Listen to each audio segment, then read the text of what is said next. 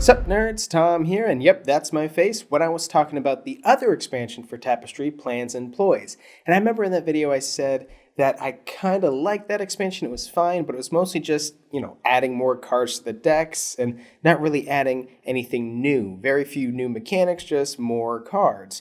And while that expansion is fine, this expansion, this one is very good. This one is perfect. And this one is very good. This one's perfect. So right off the bat, I'll talk about the main thing that this expansion adds is a fifth track. It's called the Arts track, and it is super strong. One of the main things that you get on this track is you get these square cards that are income cards. They will give you things that you get during your income phase, and if you know anything about Tapestry, you know that that is pretty dang strong. When I'm teaching this game to new players with this expansion, which I definitely do, I have both expansions mixed in my base game, and I don't think I'll ever separate them. But anywho, when I teach this game, I definitely say, hey, the Arts track is super strong because income is pretty strong. Even if I wasn't teaching this game with the expansion, I always kind of say those areas, those spaces where you have an option to either get an income building or something else. I'm like, you're probably going to want the income building. Like, obviously, I'm not going to tell you how to play the game, and maybe it's not every single time. Maybe you want the other thing, but income buildings are super strong, because if you can have an income turn, your second to last or your last income turn, if you can get a bunch of resources on those income turns, you can really maximize all of your advancement turns, and it's super strong. Not only do those income cards give you more resources, but of course they give you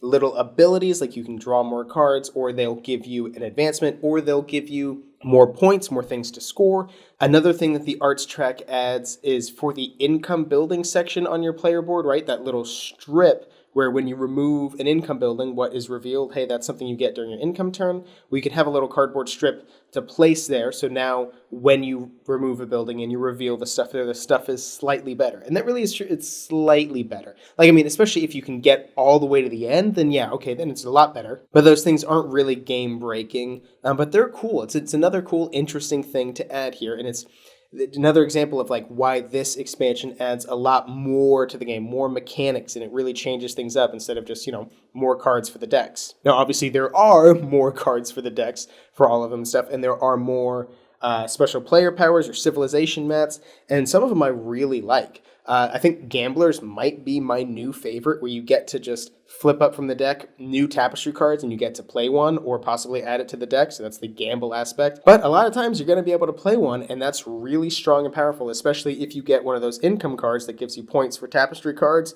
That's some pretty big combos there. And actually, with this expansion, I had one of the best games of Tapestry I've ever played. I got almost to 400 points. I completely filled out my player mat.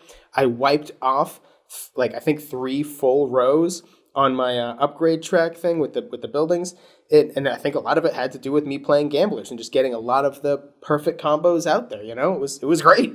There's another one where basically you have a mini advancement track on your board, and you get to advance a cube up there and skip whatever spot you have at the board, right? So if I advance one space on the board on the military track, whatever, and I don't like the spot I just advanced to, I don't really want to do that action or that thing, hey, I can advance on my own player mat, and that is really strong. I think both of those are probably my 2 new favorites, or, most fun ones for me to play with right now. But speaking of your own personal board, there's also new capital city mats, right? That's what they're called, the grid things, where those have special abilities on them now. So that's the only thing that I could, in theory, potentially not show to new players, right? And it's really easy. It's not something you have to mix or unmix, right? Because they actually have different backs from the other civilization mats, or no, they're not. What did I just say? I said them.